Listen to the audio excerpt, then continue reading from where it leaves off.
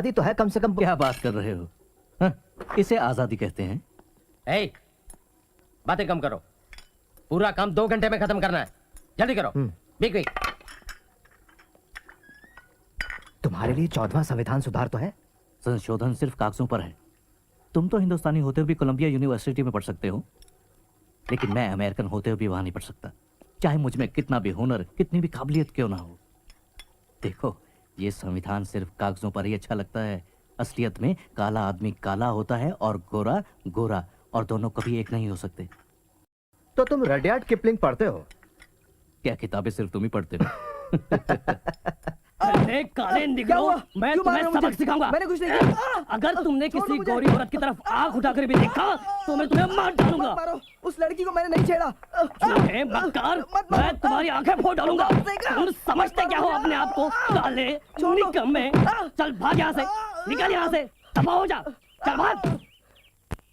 मनु का कहना है शूद्र का एकमात्र धर्म है ब्राह्मण, क्षत्रिय, वैश्य इनकी विनीत भाव से सेवा करना। शूद्र को धन जमा करने का अधिकार नहीं है, भले ही वो इसके लिए सक्षम हो, क्योंकि शूद्र के धन जमा करने से अन्य जातियों को दुख पहुंचता है। रामू जी दे दो उसको, पैसे ले लो। जी।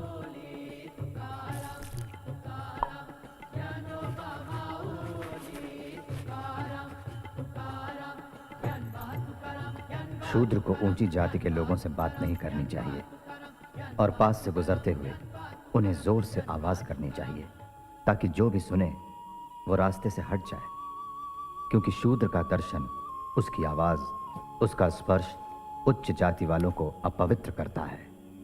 नहीं चाहिए तुम्हारे गंदे पैसे, जाओ दूर हो जाओ, जाओ। इस लड़के को लगता है क्योंकि इसका बाप सूबेदार मेजर है, तुम इसके बाल काटोगे। अरे सूबेदार। सवर्णों को चाहिए कि वो कभी भी शूद्रों के सामने वेदों का उच्चारण ना करें। अगर कोई शूद्र वेदों को सुन लेता है तो उसके कानों में शीशा पिघलाकर डलवा देना चाहिए।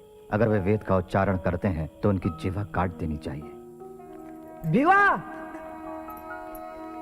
विवाह। मैंने तुम्हें संस्कृत लेने के लिए बोला था, फांसी क्यों ली?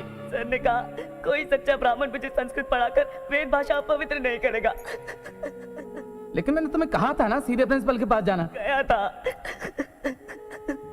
आपने कहा था बम्बई में सब कुछ ठीक होगा। रो मत, चुप हो जाओ, बंद करो रोना। बलि बकरे की दी जाती है, शेर की नहीं। रो मत, तुम सूबेदार मेजर खानदान के बच्चे हो, याद रखो।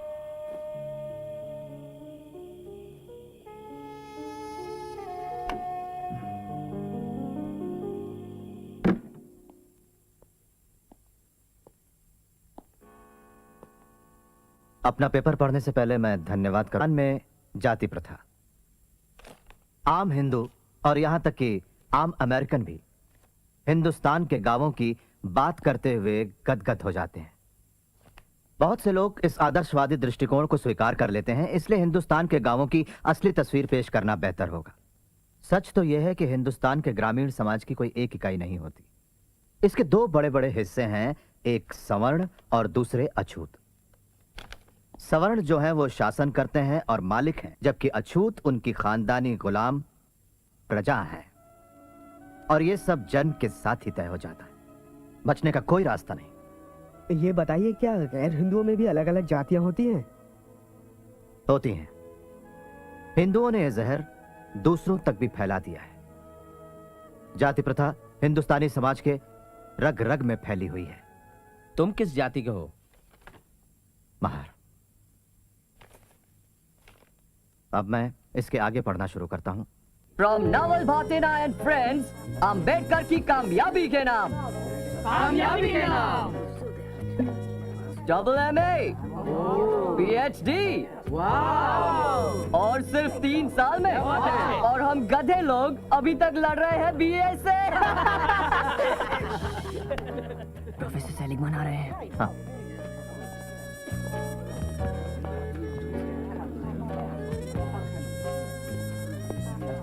सर, अम्बेडकर, प्रोफेसर वेब के लिए खत देने आया था। आपने क्यों तकलीफ की? तुम्हारा ग्लास कहाँ है? मैं नहीं पीता sir. Such a nice boy.